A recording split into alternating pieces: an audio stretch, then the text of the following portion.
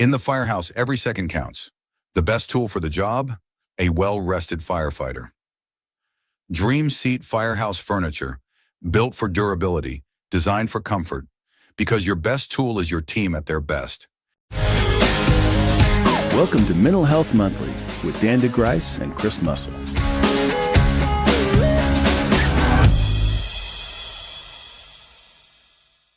Welcome to another edition of Mental Health Monthly. My name is Dan DeGryse, and my co-host is Chris Muscle. Chris, how you doing? Good. What's up, Dan? How's the weather? Cold. Midwest cold. No. And it's below 50.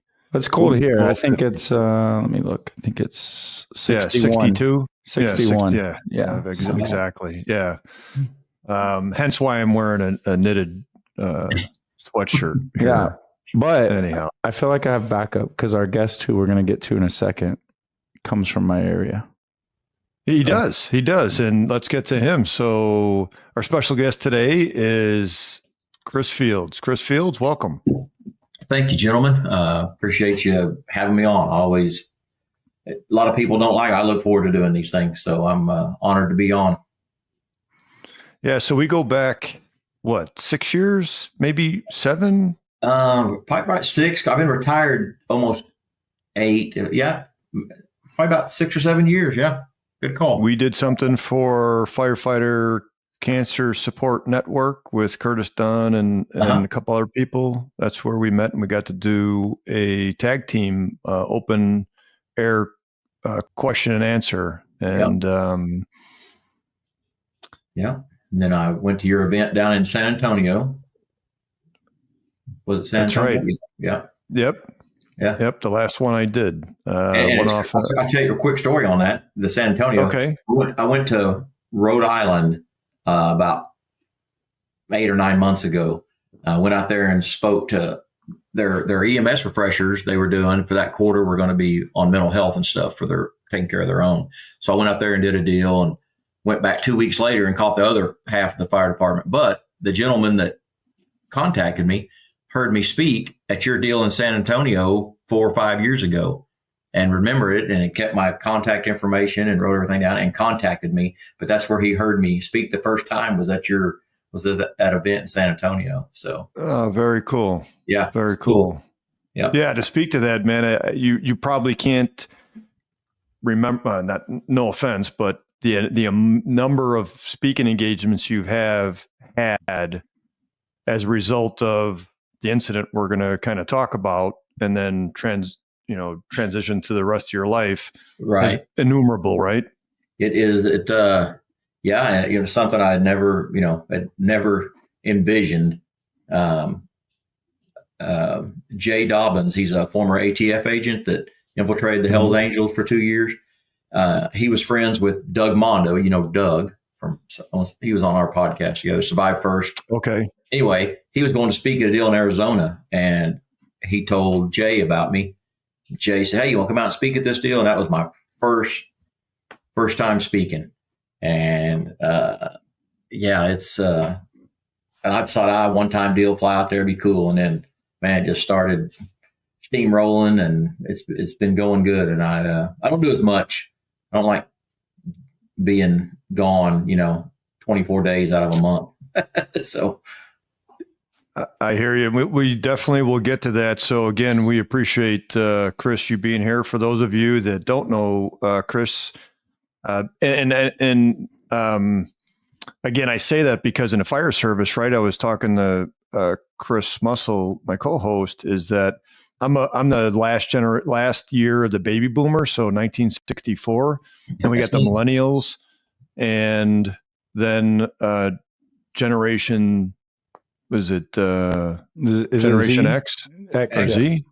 X, Generation X. And I think the next one that's coming in that's probably just in the infancy of maybe, what do you call that stuff, where you go to, you're at school and you do the firefighting stuff and you're 15, 16, 17 years old. Oh, yeah. I don't want to call it Explorer program, but I know what you're talking about. No, I think that's it. And then the Generation Alpha, right? So Let me give you a little introduction and we'll get to the conversation. So, Chris Fields, right? You were a major at Oklahoma City. Yes, sir. And you spent, and I wrote this down because it's important and I want to ask you probably later about this, is you spent 31 years, 7 months, and 16 days. And I think in the article that I saw, you might even had it down to the hour. Pretty close. Okay. So for those that know Chris, both personally or professionally, it goes back and it's probably, how would I say, burnt in people's minds. And we're going to go back to that day, April 19th, 1995, when the federal building in Oklahoma City was bombed and 168 people died, 19 children. What's also important too is that, not only currently are you a father of two, you're a husband, but at the time, I think your oldest son was 2 years old at the time. And that's going to be important. Go ahead. Am I right with that? Yeah, you're right. Yeah. Okay. 2 years old. And your second child wasn't born yet? No, he wasn't born until 99. So. Okay. I always like to have my facts straight. Otherwise, I'm going to lose my job doing this podcast. But, and Chris and I know each other. We've presented in front of people. We've had conversations. I've been on this podcast. I think it's important from a behavioral mental health, just awareness standpoint. We have to be human too. So, anybody that's listened to this podcast or anybody that knows me, we're going to make it light, but also it's going to be heavy. And it's important to make it light when it's heavy because we don't want to stay down there the whole time. Right. Right, Chris? Exactly. So the infamous picture, which I think we're going to have at some point on this podcast, it's not currently now, has you carrying a 1-year-old baby. I think it was the day before her 1 year birthday. Yes, she turned 1 year old on April 18th. Yeah. Bailey and last name Alman. They have you on the cover, probably on every magazine and that's ever been created. You carrying Bailey to an ambulance, and that, without a doubt, not only changed America, but that for you, right? You went to work as another day. Yeah, and that happened. Yeah, and I know we'll get into it, but as the fire service goes, I went to work, normal day, and had my day off the next day, and went right back to work the next day. I mean, it was just what we do or what we did, Right. So if you don't mind, and I don't want to do it injustice, but just in regards to our time on the show, and you've recalled these events, and I think everybody's has to know too, and me and you have talked, that you're okay recalling these events, but I'm assuming as you recall the events and as I ask you to kind of share the events, in a 5 minute period, you recall that stuff, like potentially that you were like it happened yesterday. Oh yeah, it's as if it happened yesterday. We're coming upon this April will be the 30th anniversary of the bombing, right. And I can recall everything we did at the station that morning before, and everything we did that day, and y'all know there's a lot of calls that you can do that over your career, but definitely that day for sure. I can go through it step by step. And I think it's important to know, right, as us as human beings, and Chris Muscle has been was in the military, spent, was it 4 years, Chris? Yep. 4 years, Marine Corps infantry. Yep. And now how many years in the fire service? 16. Yeah. So quite a long storied history, not as many as 31 years, 7 months, and 16 days. 42 seconds. There are things that are burnt into our memory. That's how our nervous system works, favorably and unfavorably. And we also know too that as we talk about this is going to elicit a response in people because they're going to remember, or some of the younger ones, right, aren't going to remember, but they have read about the Oklahoma City bombing. Yeah. So we want to make that known, and if people have a visceral response, we get that. So take us back to that day and walk us through what went, what went through with you and the events that day. Yeah, and like I said, it was, April 19th, 1995. I know it was a Wednesday, just because of what we were doing that morning at the fire station, our little duties for that day. It was yard day. So guys were out mowing and weed eating and doing stuff. I was one of 3 officers at the station. We had 3 rigs at the station, engine, ladder, and the hazard materials unit. And I was the officer on that hazard materials unit that day. And, just regular morning. And the next thing we know, my station was at that time was Fire Station 5. It was, 5th, 23rd, 17 blocks away, 18 blocks away, just north of the bombing. So we felt it. It rattled. If you read the history on it, it's felt up like to 50 miles away. People felt the shock and everything. So man, it rattled the station. The windows rattled. We thought a train, there was a railroad, some tracks next to the station. An old ice cream plant used to sit there, which was a great benefit when you're in the fire service and they let you come over in their freezer and take what you want. But we thought a train had derailed maybe. And like your brain's trying to make sense of it. Yeah, because it was just out of nowhere. And I can always remember the time. Even if they hadn't, I probably couldn't have pinpointed 9:02, but if somebody would have asked me what time, I could have said 9 a.m. because we were giving the new guy a hard time about not having breakfast ready yet. And we usually don't eat breakfast. We do 10 and 5, breakfast, brunch at 10, dinner at 5. And we told him, we said, hey, you're cooking today. And the station officer, he likes to eat at 9 o'clock promptly. We were just doing that because we knew it was 9 o'clock. And right then is when we felt it. And we went out, everybody, shocked look. We went outside to look to where we thought it was the train and nothing. We looked back south towards Oklahoma City downtown and saw this huge plume of black smoke. And we just self-dispatched ourselves. We didn't wait to be toned out or anything. We talk these serious stories, and I always like to throw in these little light facts to kind of keep it a little light. But when we got dispatched, one of our guys he was still weed eating, walking along, had his hearing protection on. His back was towards downtown, and he felt the rush, but he thought it was a sonic boom because there's an Air Force base 7 miles to the east of us.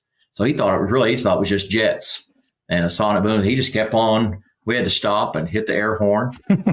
We had one guy that was on one of those Schwinn air bikes in the weight room, rock music cranked up, just going to town.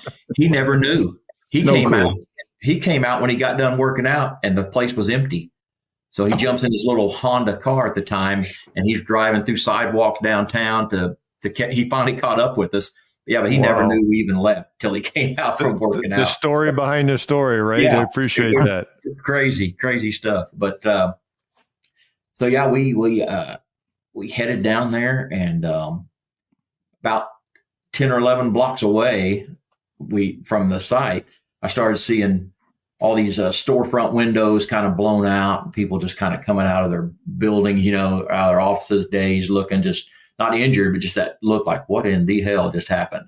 And me and the guy that was driving me, we were discussing what it could be. We knew there was where the museum is now was the Water Resources Board building at that time, and they were doing a huge remodel job on it. We were thinking like a welder's torch, because they were doing some steel work, natural gas line, ruptured or something. Never thinking about a bomb being detonated. And I always tell people we get down there and the first thing we see is where we were parked. There was a little hill. We couldn't see the bottom of the Murrah building. That was the building that was bombed, the Murrah building. We couldn't see it. But you could see these people running over the hill like the from a horror movie, you know, and you see that little clip where people are running and you're probably wondering, do I get closer? Do I yeah, we spot distance and shielding, right? Well, I had him stop and spot because I didn't want to run over anybody because we spotted a well over block and a half away because there's people just like running right in front of us. So I said, we got to shut this thing down. And the first thing we did was when there was a YMCA caddy corner from the Murrah building, and the station officer John Cruz had set up a triage there because that had a daycare in it also. But all those injuries were like glass, flying debris, injuries. And we were kind of doing that. And then they asked for the hazardous materials unit command, asked for the hazardous materials unit to come down to the scene, or come to the actual scene, report to the command post. Really the first time, true, that the full ICS system it was very new back then, with all your branches and your divisions and all that kind of stuff. Very new. Communications, 1995 were horrid. There was no, 800 system or whatever. It was horrid communications between police and fire and all the other entities down there. And, mass confusion and chaos. And, so we went down there and we helped the police get this lady who was trapped in the basement. We got her out, and it was, so we're 30 minutes into the incident by now.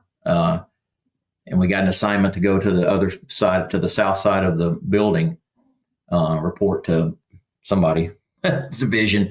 And that's when Sergeant Avery, a police officer, handed me Bailey.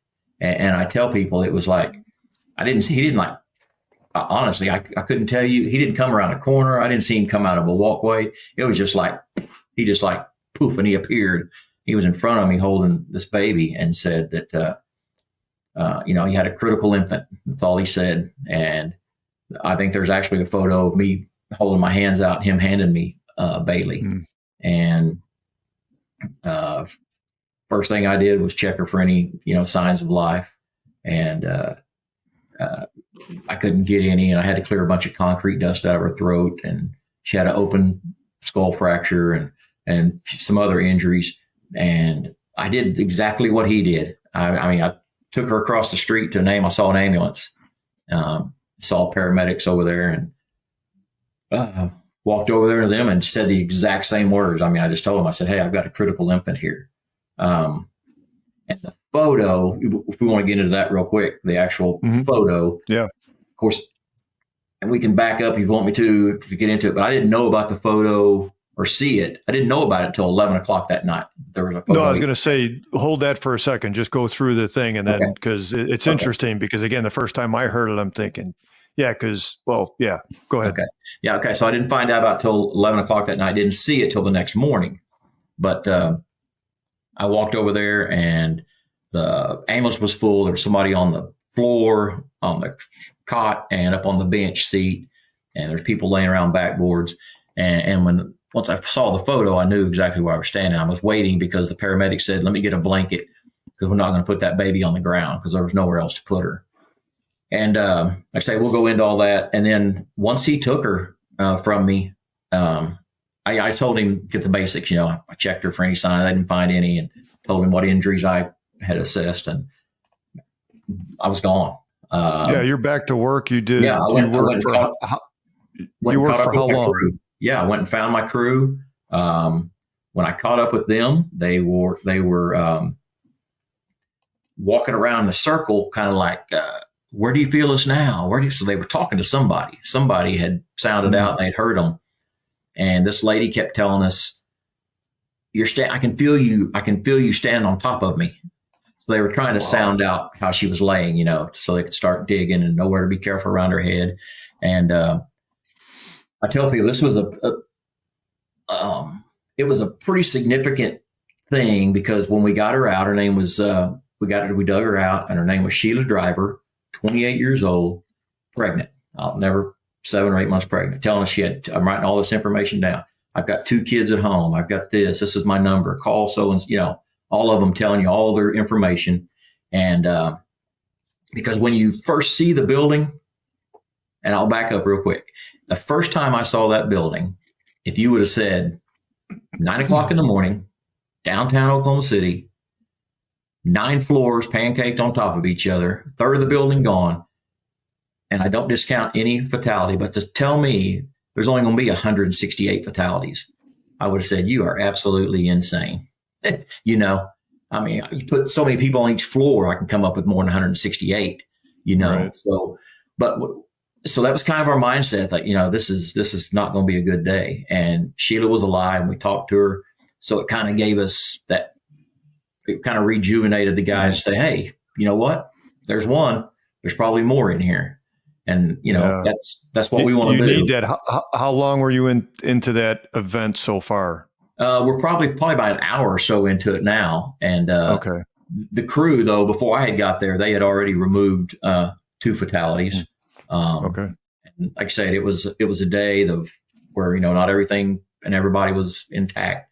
So it was just stuff, you know, that you see throughout your career, spaced out, but not all in one area, you know, to see it like that. Right. But so Sheila kind of rejuvenated everybody and it's like, hey, if there's one, there can be another, you know. And we worked the rest of that day. We got relieved to go back to the station at 11 o'clock that night. And the rest of that day, Sheila was the last live person that we had any contact with. Everything else was recovery or working with us. They had live scent dogs and cadaver dogs down there. So that's who we spent the rest of that day with. After about 10:45 or 11, they evacuated the building because they thought they'd found another explosive device. And that's when we found out that it was an explosive device to begin with, because they evacuated and said they thought they'd found another bomb. We were like, okay, another bomb? We didn't know there was a bomb to begin with. A-bomb. Yeah, right. And so it turned out to be nothing. It was a bomb, but it was an old decoy. The ATF was up on the 9th floor, and it was some of their stuff they had on display. Well, somebody came across it and said, we got a bomb right here, which they weren't wrong. It just wasn't a live bomb, you know. So once we got back in there, it was, I think that kind of gave us a chance to gather ourselves when we got evacuated. And there were firefighters and police officers that were forcefully removed because they were a good friend of mine, Alan Hill. He was actually reaching down between the rubble and talking to a lady and had hold of her hand. And they forcefully, you know, evacuated him, made him leave. And, but he was able to, you know, go back and make contact and all that. But the rest of the day was just was body recovery. You know, spray painting marks to where the dogs would pick up a scent and you might be able to see something. And that was for the other crews to come in. And that's where they would start shoring up the building and start digging and removing debris to even. And that's why it was so long and so much a day, because you couldn't just start throwing rocks and debris and moving people because of the structure. And so it was just, and even sitting here telling it now, I think, I can't believe I was, you know, that happened, you know, and to see that kind of stuff in person. What time do you get back to do you get relieved? Do you get back to the firehouse, or do they relieve you in the morning and you go No, home? we got back. They sent everybody back not everybody, they rotated crews. Which I'm going to talk about that real quick. Our fire chief did a great job on that because, you know, Oklahoma City is 620 square miles, you know, with all the rules. So we got 37 fire stations, and you get guys and gals out there working that want to be part of it because it's their city and their citizens. He did a great job of rotating crews in from 25 miles out, you know, to be part of it. And so that's what they did. They sent us back to the station, and then for the remainder of the next month, while they were still recovering, you would report on your duty day and do 12 hours. By that time, we called it the pile. You did 12 hours on the pile, and then you would do 12 hours at the station for your 24 hours. And but yeah, we got back to station at like around 11:30. That was the first chance we all got to kind of, you know, call our spouses and all that, and let them know that, hey, we're all good, everything's, you know. And that's when I found out that there was a photo taken. No, we didn't have phones back then, right? So, or we did maybe. I'm trying to think, but not where you're going to get a picture. So you hear this. I had a bag phone, I think, carried around in a black bag. Oh, okay. I got the photo too. I'll pull it up. The what? The photo. I'll pull it up. Oh yeah, it's me and Bailey. And what I tell people too is that,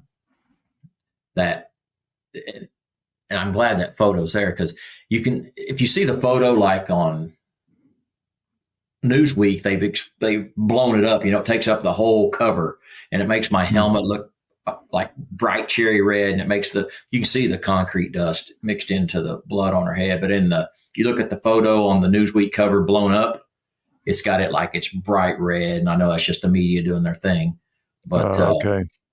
Yeah, but that's the officer that handed. No, right below me is that. See, the actual picture is big. They cropped it down. Yeah, it's even goes farther back. That's the IMSA paramedic. That's one that's in uniform, and the other guy, I'm pointing it like people can see me pointing. But the guy knelt down is a paramedic that was off duty, so he was just in street clothes, and he's looking up at me, and I'm telling him I got a critical infant, and that's where he's telling me that, I'm gonna get a blanket. And I remember, I can tell everybody, that's once I saw the photo the next day, say at 11 o'clock at night, I still didn't know this is what the photo was. But looking at it, I can tell you, man, I remember thinking, I knew she was close to my son's age. He was 2, she's 1. And I just kept thinking, somebody's world is getting ready to be, turned upside down today. Yeah. And not knowing at that time that thought, that emotion, that feeling was going to be felt by other responders 167 more times, around the building that over the next month.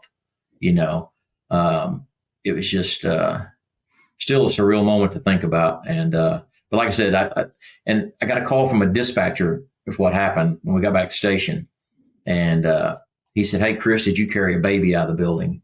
And I said, "No, Harvey, I didn't." I said a police officer handed me a baby. And he said, I've got a picture. The Associated Press faxed me a picture, and evidently some banker or teller who was and you're like, who? Yeah. Like the Associated Press. What are you talking about? Yeah, I'm going, okay, this is out of my league. I was like, you need to talk to my station officer. You need to talk to the chief. But what had happened, I guess, an amateur photographer that was a teller felt the explosion, heard it. Of course, they were evacuated. He thought they were maybe demoing a building that nobody had, So he just grabbed his camera and just started snapping pictures, and took his roll of film to the photo mat. And depending on the age of the crowd I'm speaking to, sometimes I have to explain what a photo mat was and a roll of film, And a roll of film, right? Yeah. But anyway, the Associated Press ended up calling us. The manager of the photo mat called this guy and said, "Hey, you've got some photos here that you need to, call the Associated Press. They're good. They're going to want them." Anyway, so. Oh, so the guy that's processing the film tells the amateur photographer, wow. When he picked up when he came to pick up his stuff, he told him, he said, "You've got some photos in here and you need to contact the Associated Press." So he did. And, but anyway, on this phone call with the dispatcher, I told him, I said, "Harvey," he goes, "It's kind of grainy because it's been faxed to us."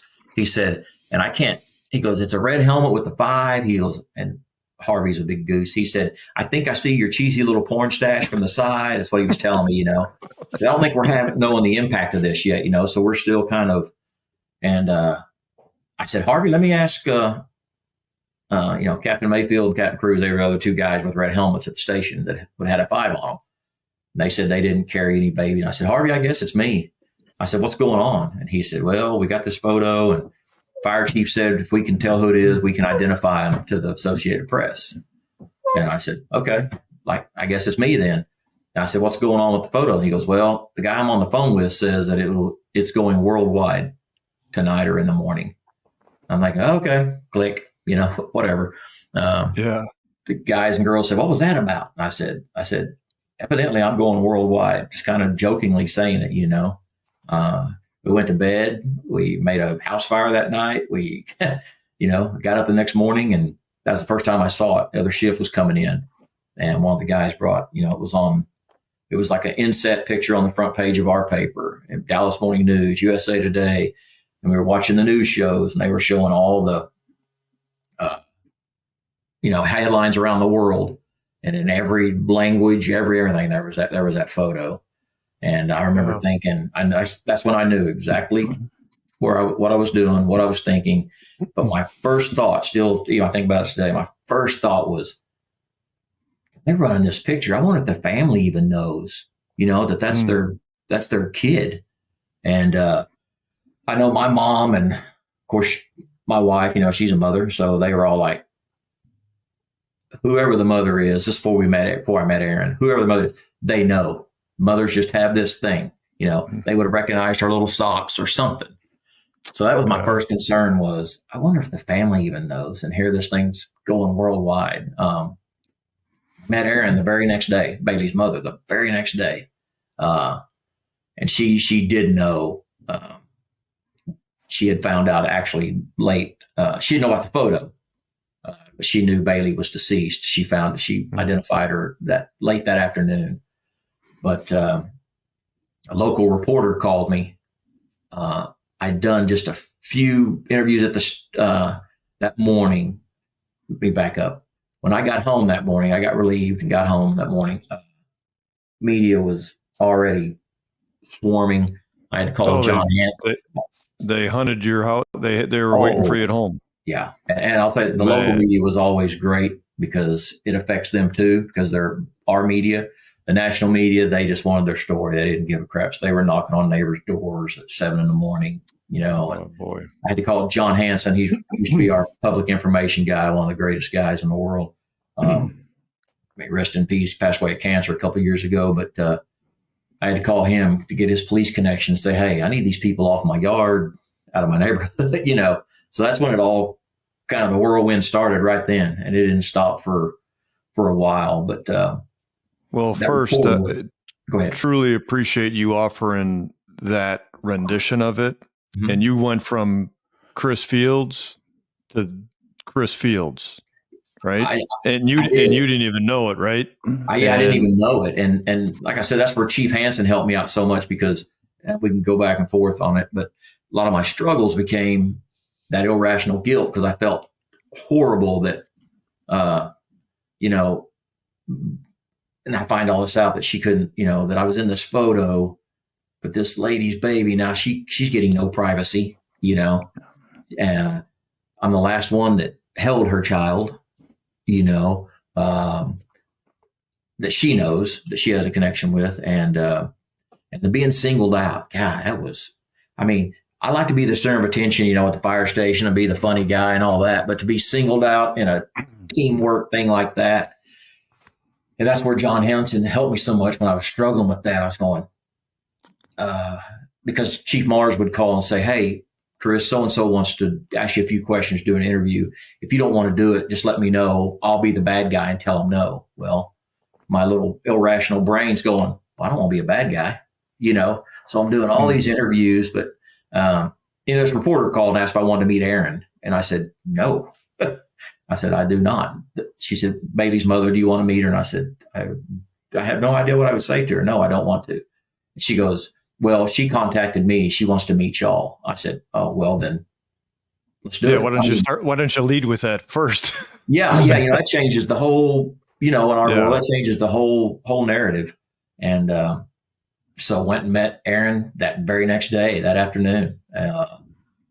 Took a buddy my wife came with me. We took a buddy with me for a little moral support, and me and the police officer, John Avery, met her. And she was thanking us for, at least she knew, she was talking about all the families that didn't know the fate of their loved ones yet.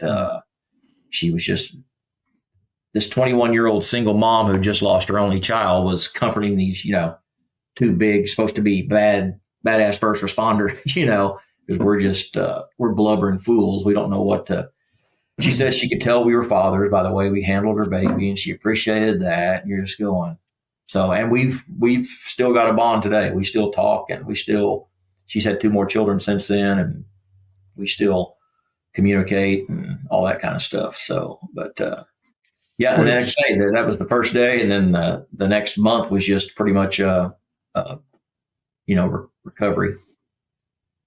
Yeah, not to stay there, and I just want to add one thing, but it's crazy the power in a photo in all the different ways, right? But just even if you were to Google, Chris Fields, Oklahoma bombing, the second thing that pops up is it's a Today Show link. Oklahoma City firefighter holding baby in iconic photo retires, right? Which I'm sure, as Dan will get to, plays into your story, right? Because hundreds of firemen retire every day on this job, and they retire in their firehouse, and there's maybe a little ceremony, and they go away, and here you are, Today Show news because you're retiring, right? And it just, yeah. I know when you say, I'm sitting here and you say that, I'm going, that's it's crazy. That's why I always kid with my wife and say, they're going to do a story when I die. You're going to have to answer questions about when firefighter holding the baby, but that John Hanson, when I was struggling with that identity and that being singled out and saying that's not who, he said, let me tell you something, Chris. He said, to me, when I see that, it's not about Chris Fields. It's not about Bailey Allman. He said, you are representing every first responder at that scene that day, no matter what entity, whatever, whoever they work for. And he said, and Bailey represents all the innocence that was lost that day through death, through just the innocence of having your city bombed, and people that today, 30 years later, are still battling physical injuries from that day.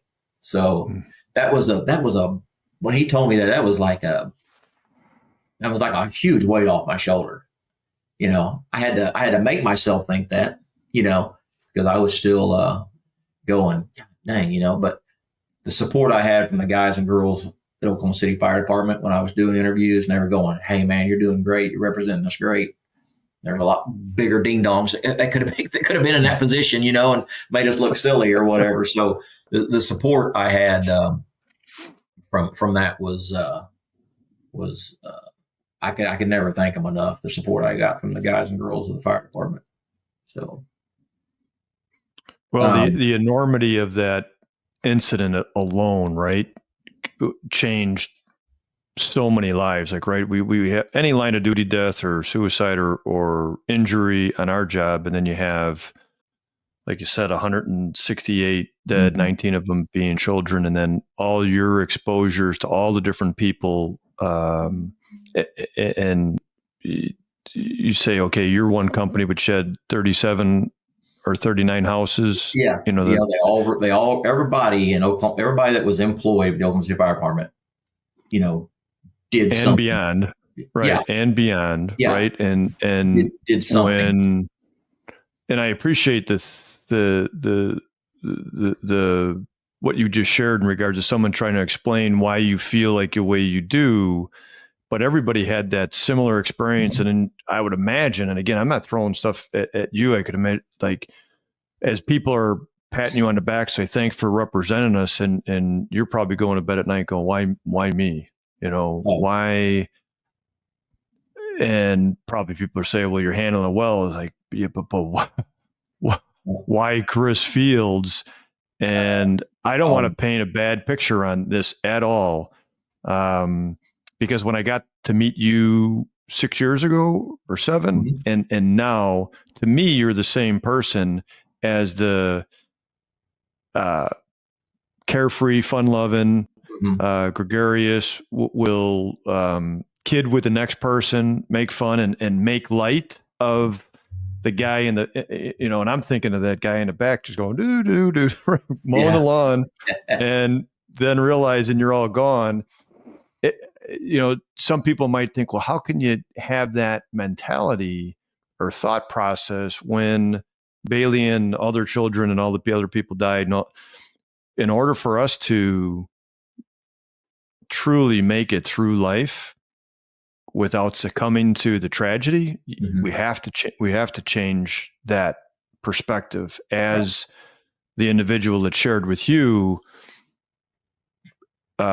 shared the perspective of why you're going to bed at night or wake up in the morning feeling this heaviness. Right. And the reason, and like you talk about that fun loving, gregarious, all those descriptions. Thank you, by the way.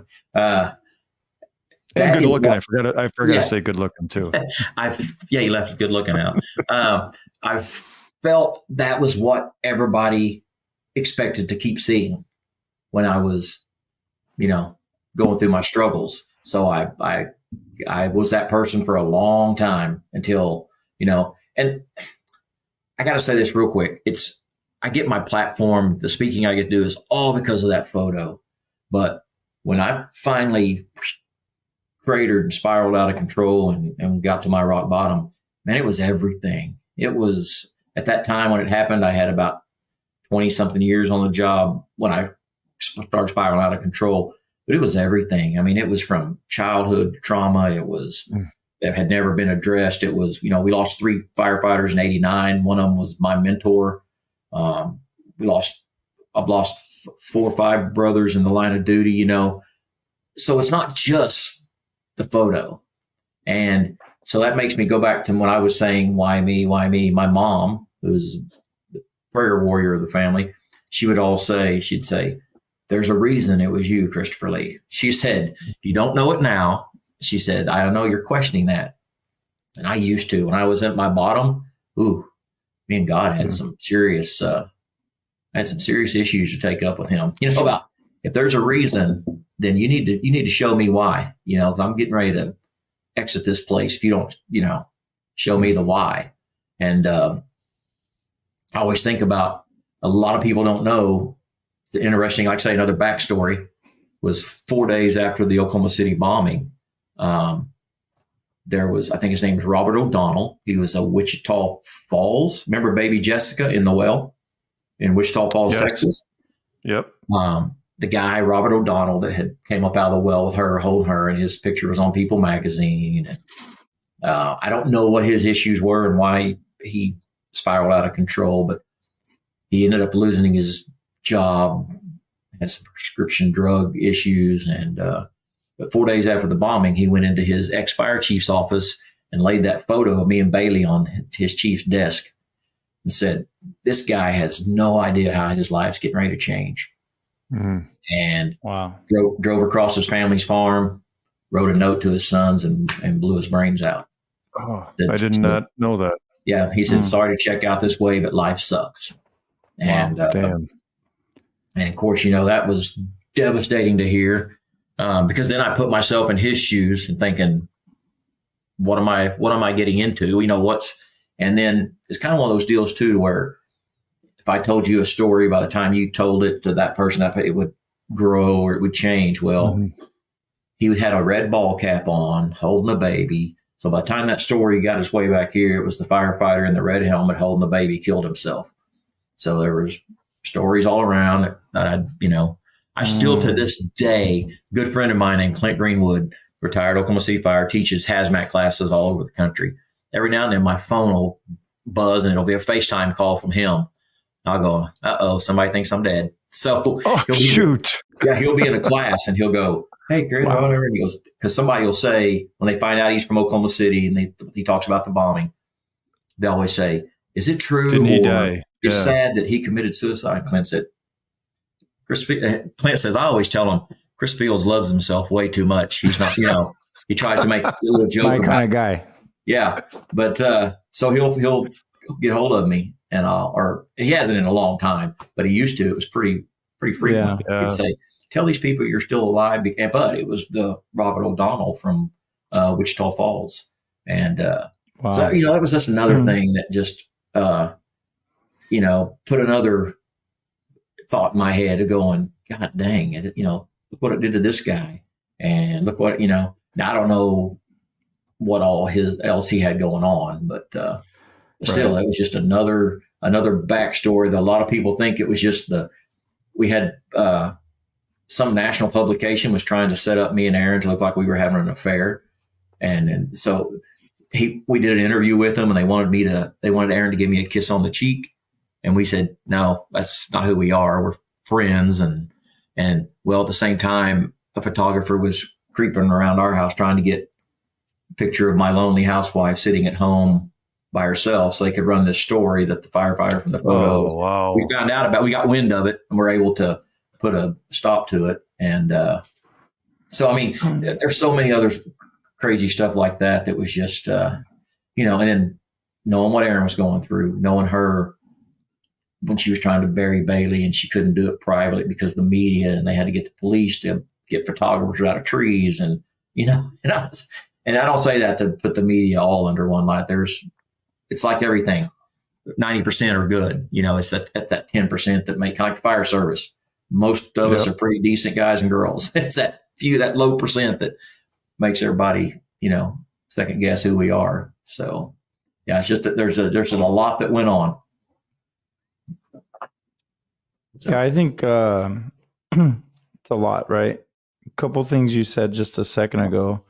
And one of them I wrote down before you said it, and it's just how it happens. But, childhood trauma, right? A lot of times you can look back and, people that are in the military and first responders, there's something that often when you go through something tragic and traumatic and near and dear to your heart and you start uncovering it, you uncover things from the past. But something else that I'd written down and then you said it is why.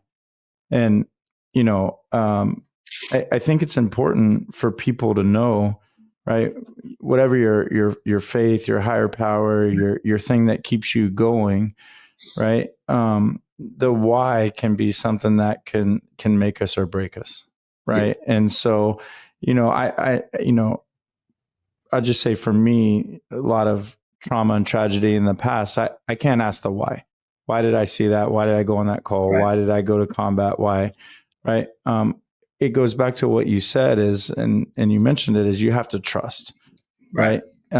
Whatever it is, God, your higher power, whatever, you were meant to be there on that day in that position, jump that call, arrive at the time you did, be on the hazmat rig, get the assignment you did, and interact with that guy, that police officer for a reason. Right. Right. And sometimes, especially for younger guys that are listening, you have to trust. You have to trust that you were supposed to, there was a reason, and you might not know today, you might not know tomorrow, you may never know, but you have to trust it. And sometimes if you try to figure out the why too much, that can be more harmful than powerful, right? Oh, no doubt. And like I say, it was just one of the things where there's a reason it was, on that day, because actually I was actually on the rescue ladder that month, but me and the other captain had switched because the ladder was going to go to the grocery store. He was the officer on the hazmat that day and he was cooking. So we had just switched that morning so he could go to the grocery store on the ladder. And there was a reason I wasn't on the hazmat that month. Right. And I was thinking, because I've been on the ladder, they spotted on a different part of the building. I wouldn't have been, I wouldn't have taken those steps I took. Yeah. And it was just, it was just like say, you can question it all you want. Why? Like I say, and I always tell people, I don't get religious on them. I know what my faith is. And I always tell them, you can't get through life. If you don't believe in something bigger than yourself, man, you are screwed. I mean, if you think you are all there is, you don't think there's something bigger than you out there, whether, like say, whatever like you said, whatever that is to you. I always talk about your family, whatever family is. Sure. Everybody's family is different. Your family may just be you and one parent, that may be your family. So yeah, like I say, the why or the why not can take that. And I'll add to that real fast. And I know Dan's got a couple things, but it's 1000% natural, in my opinion, to want the answers to the why. Mm-hmm. And then the second part to that is, I would say, just my opinion, don't try to do it alone. Right. And that's a lot of things we talk about, right? This podcast and mental health and things that are just happening in the fire service today. Mm-hmm. But you don't try to walk that path alone when you don't have to. Right. Because it will tear you apart. Right. Yeah. And what I try to tell people first responders, when I speak is, you aren't alone. I mean, Kenny Mitchell's a retired fireman out in Virginia. He's got a little organization, and their little motto is "There's too many of us to feel alone." 100%. And I love that, because that's why I try to tell them. I said, I don't get up here to tell you that you're not going to experience trauma. I said, I'm up here to tell you, you're going to experience it in this line of work. It is inherent with the job, but you don't have to. Good Chris Scallon always says it's usually not the trauma, it's how we carry it or how we, but you don't have to end up. My message: you don't have to wait till the wheels fall off, like I did. Yeah, the big thing is you don't have to stay there, right? Right. Yeah.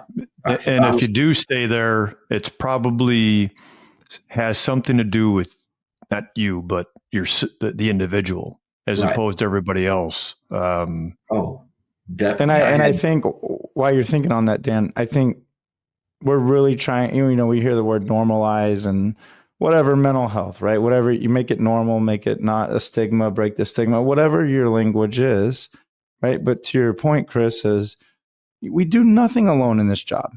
We don't go to fires alone. We don't go to EMS calls alone. We don't celebrate birthdays alone. Somebody has a kid, holidays. You don't even get to.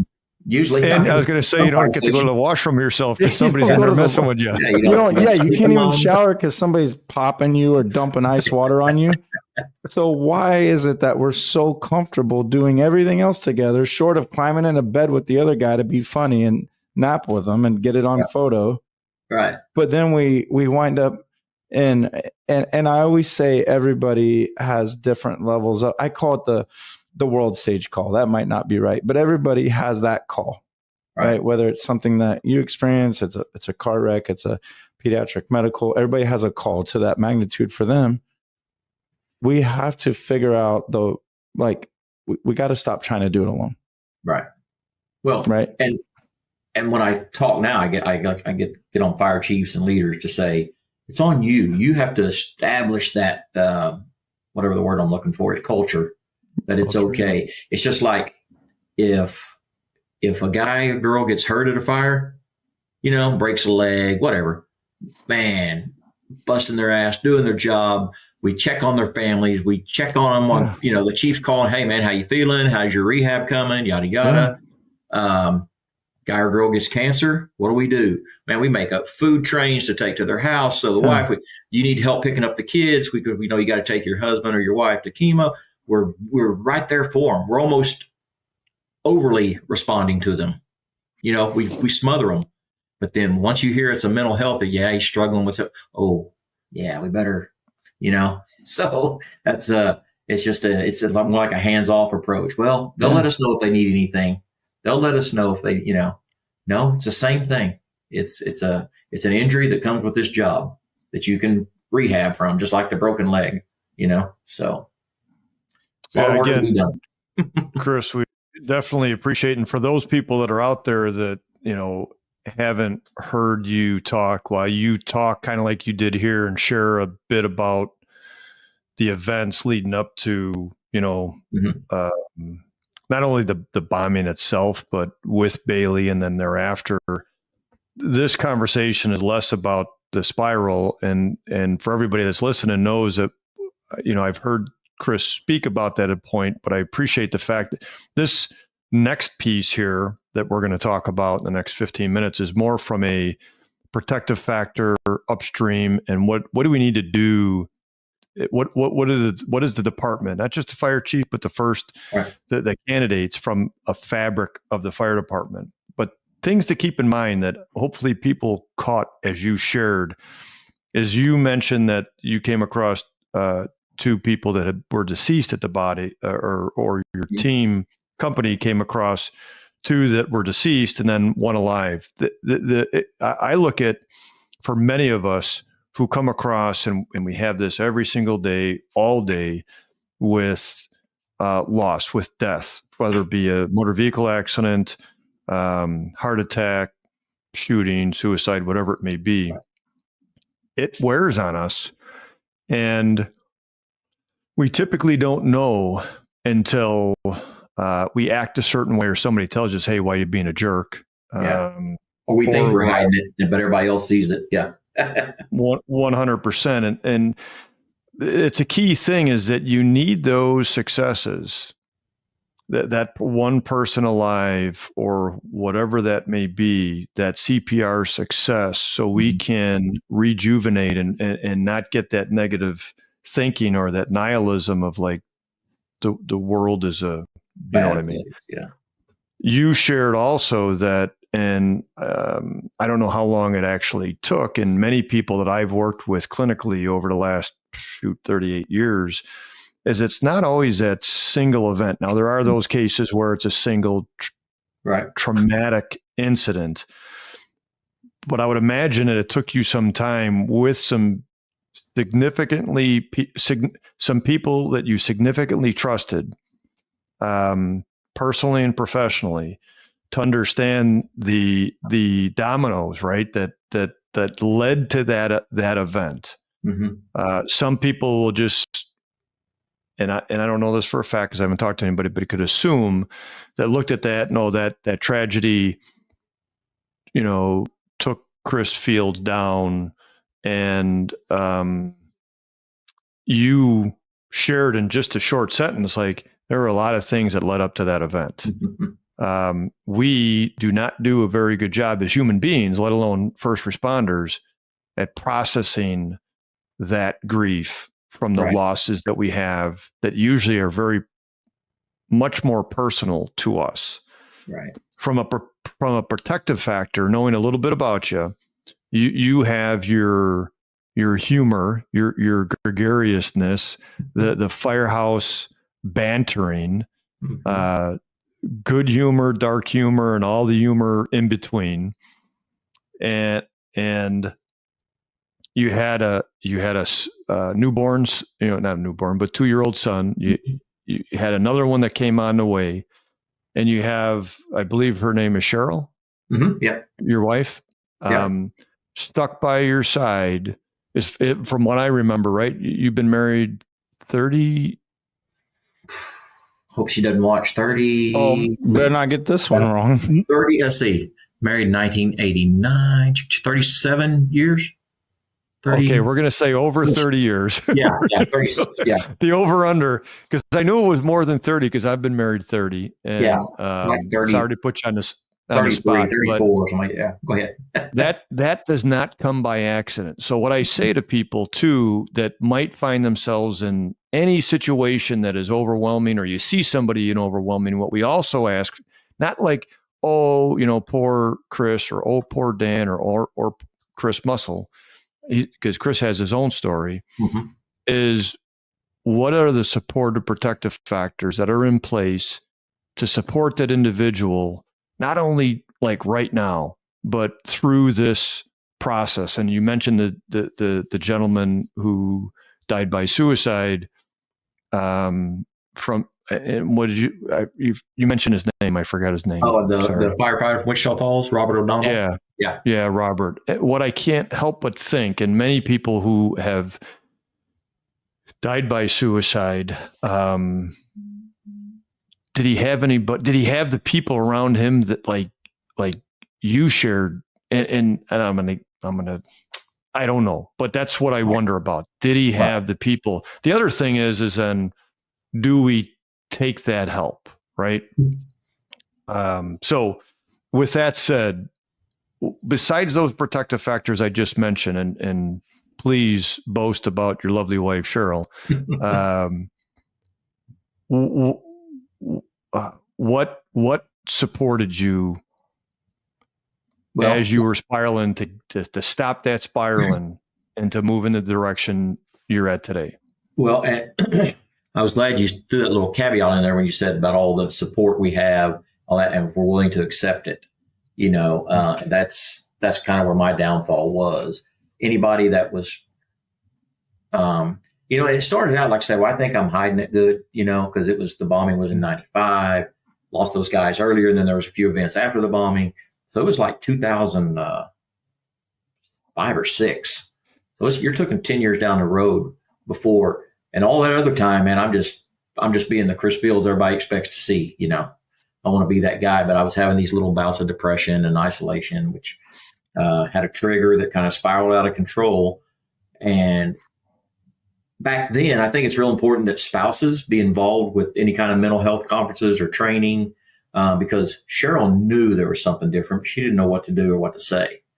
And there are certain things to do and to say and not to say, and, but all these people that were noticing, that were reaching out to me, that's who I was pushing away, and that led to me and her being separated for 17 months. I kind of chuckle when I say that, because I don't want people to think I'm laughing because I was separated for 17 months. But the first time when I spoke at your deal in San Antonio, I think I said we were separated 13 months, and Cheryl was with me. And she was sitting in the back. She was with Sally Spencer Thomas, I think, sitting there. And when I said that, I kind of looked back, and she was going. So I said, what? I actually talked to her while I was about to say, what? She goes, it was 17 months. I was like, okay, you're not coming again. But so we always think of that when I say that, but nothing to laugh about. But that's what led to, 17 months of separation from my wife and my sons that I left at home. By this time, Ryan's 16, maybe 17. I leave him to be the man of the house. I'm out worrying about what Chris Fields wants. And I found me a group that was in the same crappy place I was. So that was my support group. They were telling me everything I was doing was fine, because that's what they were doing. And I supported them, and so I always try to say the best place to get your life advice isn't sitting in a strip bar drinking beer during the afternoon with a bunch of other firefighters are in the same crap you're in. And right. We're telling each other what we wanted to hear, and it came to a point for me to where 17 months running all over the city, had an extramarital affair that, shoving in people's faces and humiliating my parents and my family. And it came to a point to where that's what was eating. Now I'm not even thinking about what I think. I'm not thinking about my childhood trauma or the job. Now I'm thinking I've destroyed my family. That's what was eating me up.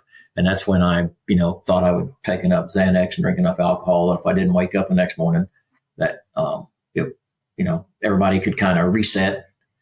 And, and I've learned a lot, and I know you're a lot more knowledgeable on this stuff than I am, but talking to these people about the suicide, or when they say they want to end it, it's not about dying and not being, it's about ending the pain, stopping the pain, whether it's mental or physical or whatever. And for me, man, it was just the shame and the mental anguish and all that. And, God willing, I'm still here, and called my wife that morning and said, hey, I want to come home. And she said, come on. And she'll tell you that, there's her friends telling her, kick that dude to the curb. He's a piece of crap. He ain't never going to change. But she'd always tell people, I'm not dealing with Chris Fields.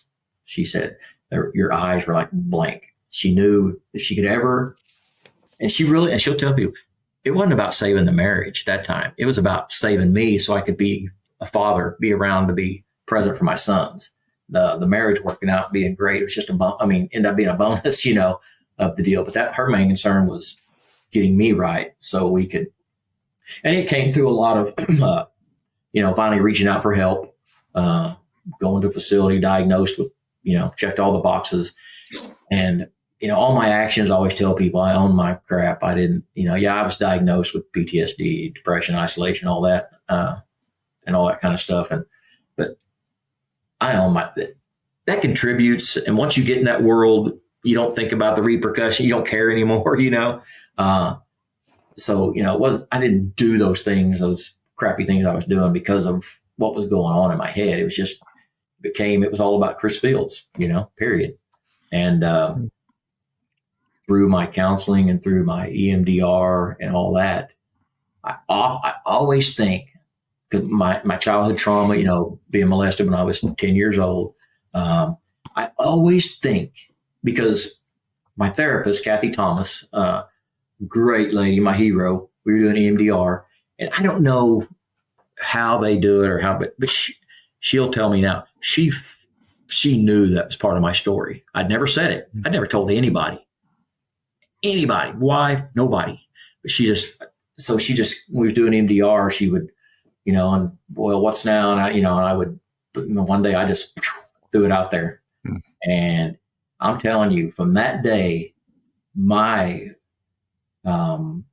because there was more that irrational guilt, like I felt for the photo, felt the responsibility that for the photo. I felt responsible for what had happened to me, being 10 years old and knowing in my mind thinking you should know better, you should, but when it's somebody that's respected in the community and the church, but I often think I wonder if I would have processed that earlier in life and addressed it earlier in life.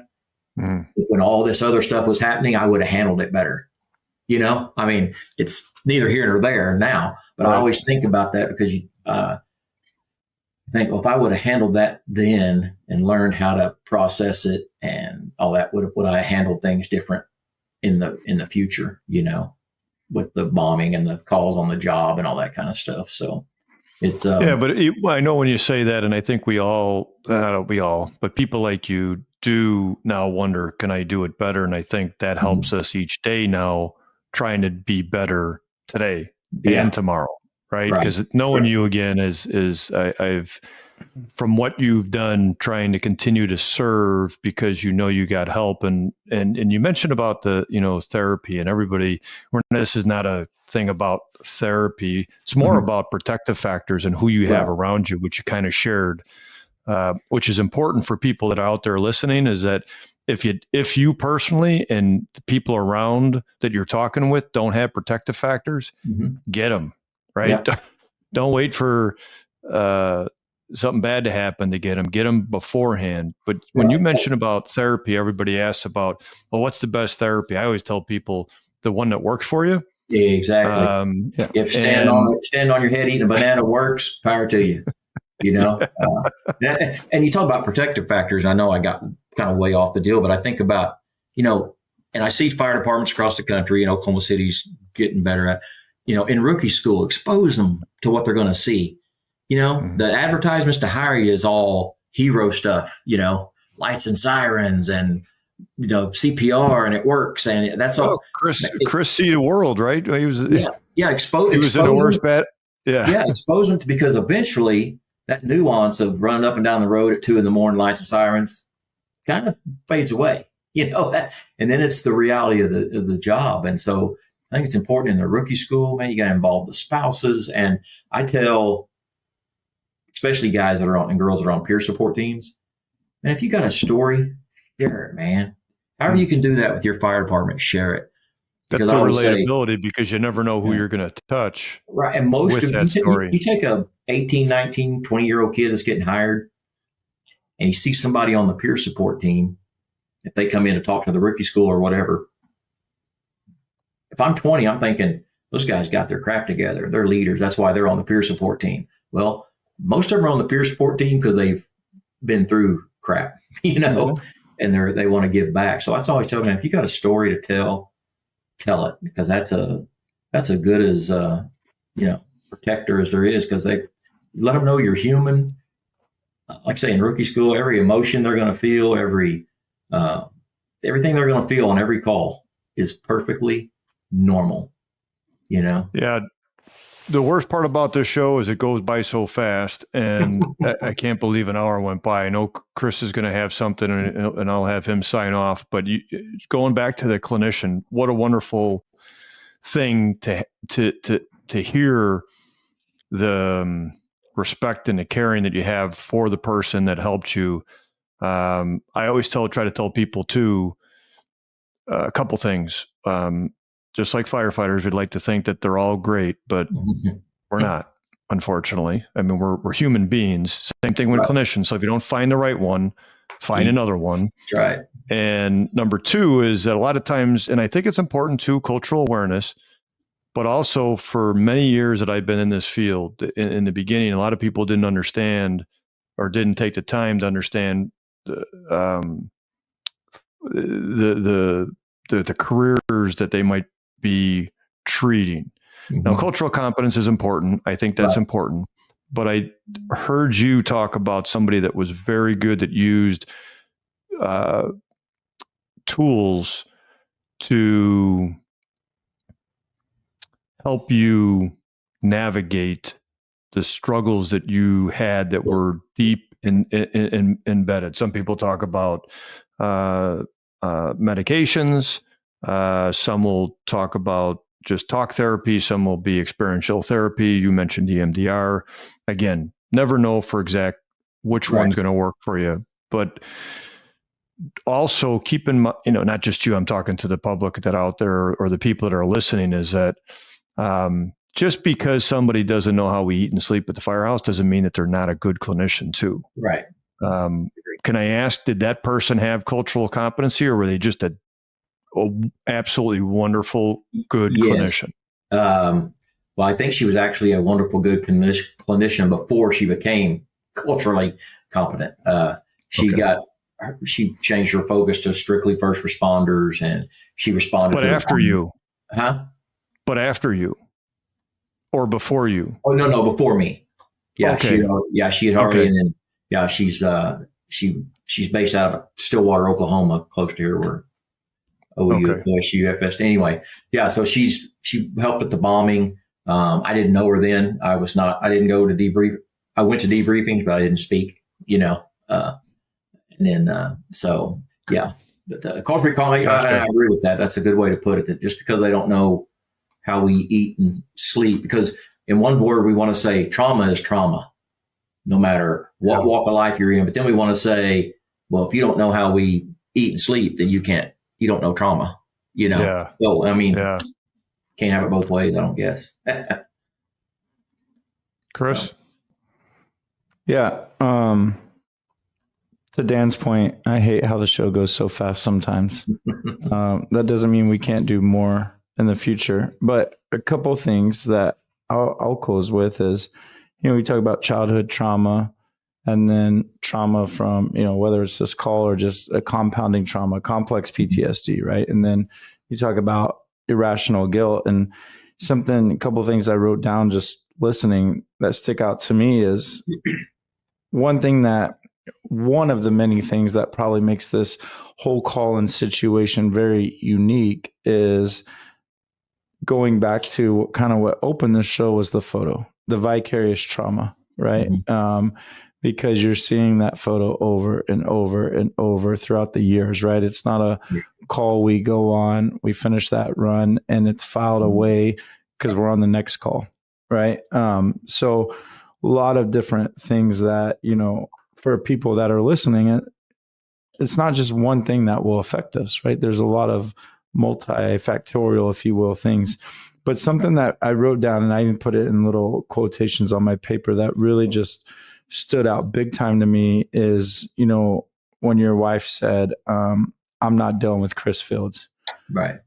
Man, to have a spouse, a partner, a family member, a friend, a dog's cousin's owner, somebody that knows you so well, to be able to say, I'm not dealing with Chris Fields, i.e. my husband, my brother, my sister. Right.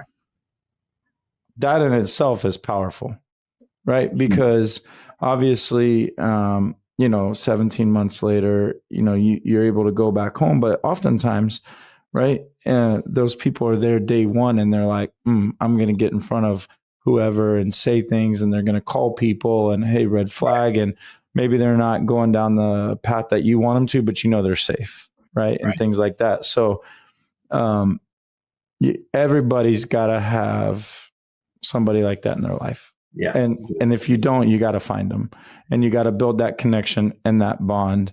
Because most of us do have that person. It's just the fact if we let them in or not. Yeah. If we let them in, and I would say to, the young guys and gals that are listening is, you're not 10 foot tall and bulletproof like you think you are. Establish that relationship early if it's not a significant other or something. Yeah. So, I know we're low on time, but, thanks for being on the show. What an amazing story, amazing family that you have, it sounds like. So I do have an amazing family, and I appreciate y'all having me on, keep up with Chief there and all he's doing and everything. So I appreciate y'all having me on for sure. Yeah, absolutely. Yeah, and it's successful, right? Yes. It's a journey. You look at the market was down the other day, yesterday, whatever percent, and it's back up. And Yeah, man, how and, do we stay in the game? and like you say, it's a success. I hate to hear somebody go in there and vomit trauma all over everybody for an hour, but then not talk about what they did to. Yeah. You say you got to keep moving. You don't. If you're in the middle of hell, you just keep moving. You don't stop. And well, tell us how you did. So like I said, it's a success. I don't even like to think about where I would be or where I wouldn't be. If I hadn't reached out for help. Yeah. I got a good friend, Frank Lito. He was the deputy director of the FDNY Counseling Center, and he tells a story when we do trainings and at where there was a loss of life. We've all experienced that: EMS, fire, dispatch, whatever, police, you name it, right? And he said he was cutting the onions, and one of the senior guys came by and saw that it was affecting him. The guy says to him, he says, "Frank, what the hell's going on?" He goes, I wondered if I should do more. What could I have done fast? All the stuff that we have, right? Could I have done this? Could I have done that? Could I have done this? And Frank will say, he goes, the guy in his gruff voice, probably smoking a cigarette in the kitchen way back when, right? Says, "Hey, Frank, did you start that fire?" "No." "Did you do everything you can?" "No." He said, "Then just cut the fucking onions." Yeah. Yeah, exactly. I mean, that was therapy 20 something years ago. And very seldom do I say that. And I don't like necessarily swearing, but that's exactly what I said. Sometimes it's necessary. It fits. Yeah. And so again, people might say, like, I don't know what title we're going to have for this show. And Chris actually asked me, and I think of, when I think of Chris Fields, I think of exactly what you just got. The funny, the ribbing, the gregarious, wants to have fun, family person who is probably, and I mean this in all due respect, on April 18th, 1995, the day before, was just Chris Fields, right? Yeah. And then what happens, on April 19th, 1995? So with that said, well, what I offer to people that are listening is that take all the things into account, right? And if you didn't plan for the worst day, there's going to be a deep downward spiral there. So we just did another show with a wonderful lady out of Fairfax County, Virginia, Stephanie White, and talks about training and again, protective factors and the cumulative aspect of it. And Chris and I never want to come across Chris Muscle. I know you're both named Chris. It's amazing I could keep everybody in order here, but with three of us. In the fire service, train. Let's make, and I love what you said in regards to the talking to the fire chiefs, but I also say the firefighters are going to be the fire chiefs in the future too. So we have to talk in academy, which I know you do as well. Right. Thanks for sharing that message. Behavioral health, mental wellness, and protective factors have to be the fabric of the fire service, which we have a lot of good ones. And if you turn around and don't have them, don't just blame the administration, blame yourself for not being a part of it. Right. Step up. Right. I mean, yep.